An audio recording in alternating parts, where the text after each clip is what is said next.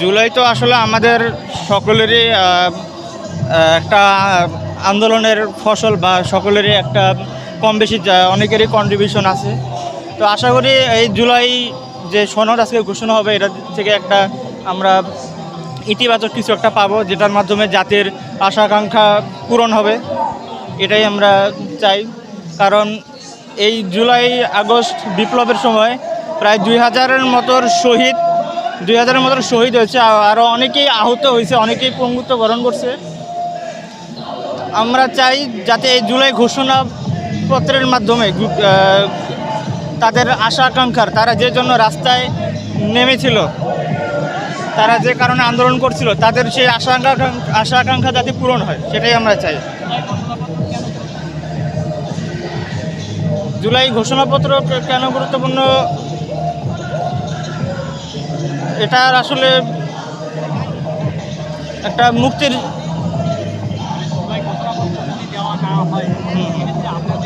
মানে যারা জুলাই আন্দোলনকারী তাদের জীবনের উপরে কি ধরনের ইফেক্ট পড়বে? এটা আসলে এফেক্ট করার আমি জানতে চাচ্ছি যে জুলাই ঘোষণাপত্র কেন এটা আসলে এফেক্ট করাতে কিছু নাই ভাই। আসলে আমরা একটা আন্দোলন করছি, আমরা জেনজি প্রজন্ম একটা আন্দোলন করছি, একটা বিপ্লব করছি। তো এই বিপ্লবের বৈধতা দেওয়ার জন্য এটা একটা, আমি মনে করি একটা গুরুত্বপূর্ণ যে জিনিস, এটা নিয়ে আমার মনে হয় আরও আগে থেকে আমাদের আরও সোচ্চার হওয়া উচিত ছিল।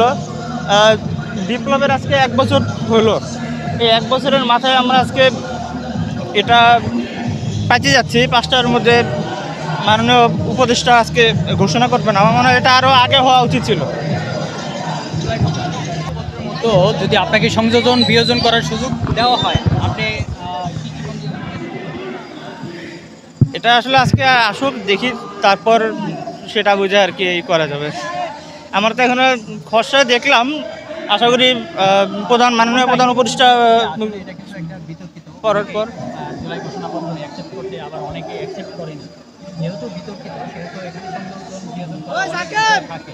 তো আপনার মতে সংযোজন বিয়োজন করার কোনো বিষয় আছে কিনা?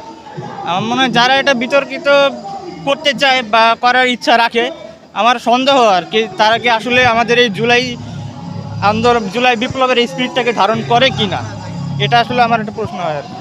আপনার পরিচয়টা? আমি মোহাম্মদ নাফিজুল ইসলাম, একজন শিক্ষার্থী।